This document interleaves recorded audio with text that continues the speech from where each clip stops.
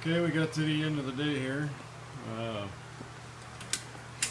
can see there I got a piece cut out of the radiator core support.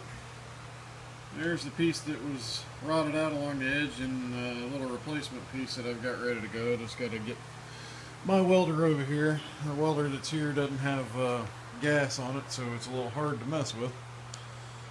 I removed the driver's side frame rail and the inner fenders and the whole 9 yards because it was bent.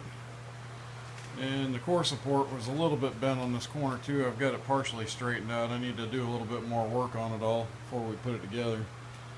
The car has been apart for probably 10 years, I'd guess. I can't remember exactly, but in the time that happened, the car ran into the front of this and pushed back into a wall and bent the back of the car and then bent everything up here.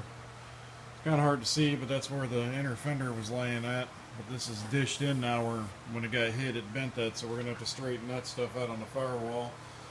And it also got it down here where the firewall and the frame makes a connection.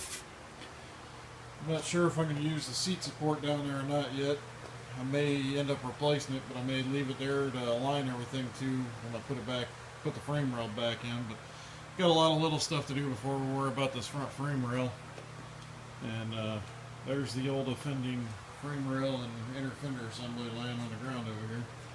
It's not as hard to get out as you think it is, but as I said, you can see that front lip where it was bent over from getting run into.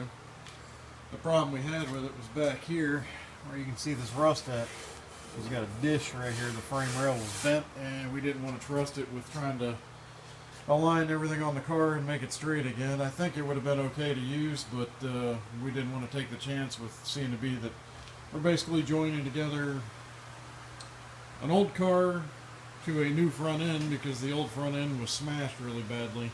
And that's why it ended up with a new firewall also, is because the firewall down at the toe board area and everything on the passenger side was smashed backwards and bent up by probably 2 or 3 inches. It was hit pretty hard at one time in its life, so we'll get it all straightened out. It's just going to take a little bit of effort and some time, but we'll make another video as soon as we get some more progress going on here. At least we're moving forward.